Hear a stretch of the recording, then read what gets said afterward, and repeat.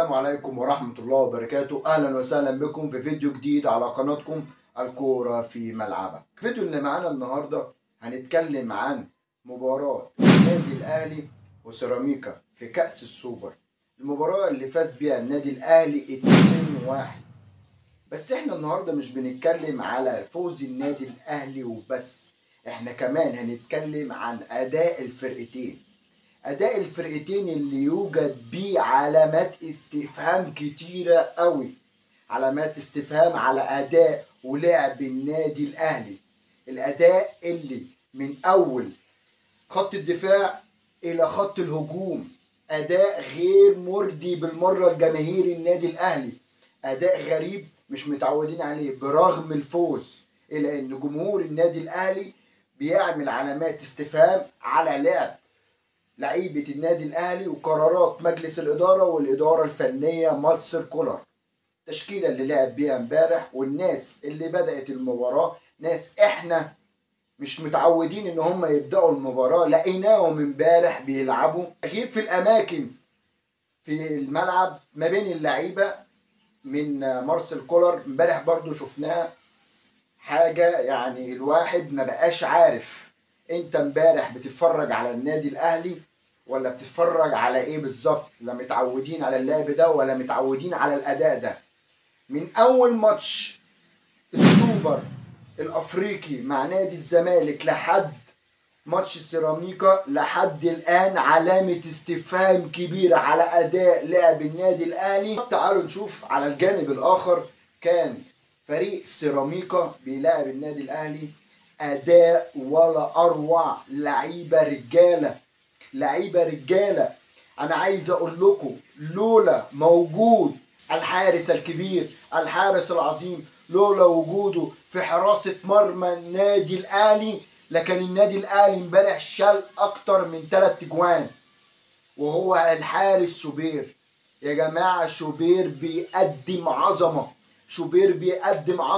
شوبير بيقول للناس كلها وبيقول لمجلس إدارة النادي الأهلي ويقول لكابتن حسام حسن أنا موجود. شوبير يا جماعة بيقدم عظمة امبارح. شوبير امبارح طلع كام كورة اجوان لنادي سيراميكا. انت امبارح عندك بتلعب المباراة مفيش اي روح، مفيش اي فنيات، مفيش اي اداء مميز ليك كلعيبة. لولا وجود حارس كبير زي الحارس شوبير كان زمانك امبارح واخد على الاقل 3 اجوان. جه الوقت ان ادارة النادي الاهلي ومارسيل كولر يدي الثقة الكاملة لشوبير في حراسة مرمى النادي الأهلي. مفيش أي مشاكل ولا في أي زعل، عادي. أنت دلوقتي يا شناوي مش في أدائك المعهود. شناوي حارس مرمى النادي الأهلي، حارس مرمى كبير، بس إحنا بنلعب لمصلحة الفريق.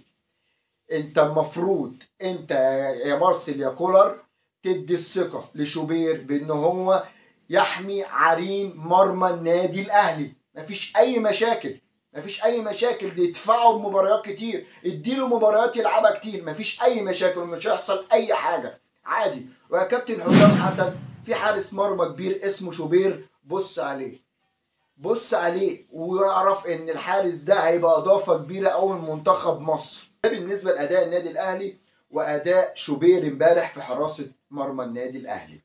عايزين نتكلم بقى على ان الخطه اللي كان بيلعب بيها امبارح مارسيل كولر، في ناس كتير قوي في يوتيوبرز كتير بيقولوا ان الخطه دي مقصوده،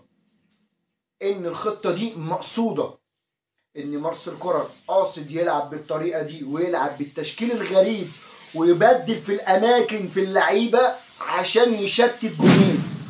لان طبعا زي ما انتم عارفين ان جوميز بيتفرج على ماتشات النادي الاهلي قبل اي ماتش كبير ما بينه وما بين نادي الزمالك، بيتفرج على ماتشات النادي الاهلي. فالناس كتير بتقول ان ده مجرد خطه او مجرد تشتيت لدماغ جوميز عشان خاطر ما يخلوش يعرف مارسيل كولر لما نلاعب نادي الزمالك في النهائي هنلعبه بأني طريقه وهنلعبه بايه بالظبط والتكتيك اللي احنا هنلعب بيه.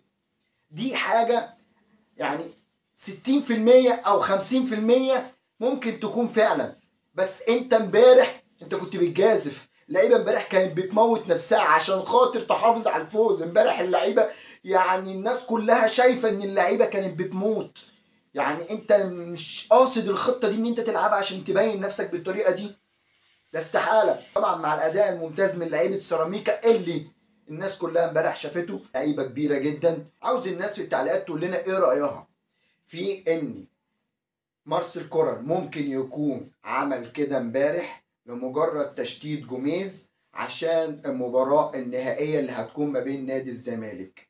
قول لنا في التعليقات رأيك ايه. ويا جماعة خلاص احنا فاضل لنا على 1000 مشترك خلاص، يعني بتاع 100 مشترك او 100 او 20 مشترك. عايز كل الناس كده يا جماعة تخش تعمل اشتراك للقناة وتفعل زر الجرس عشان يوصلك كل جديد، ودوس لايك للفيديو ده كده وظبط مع اخوك كل الدنيا بقى. استنوني في فيديوهات تانية كتير على قناتكم الكورة في ملعبك. السلام عليكم ورحمة الله وبركاته.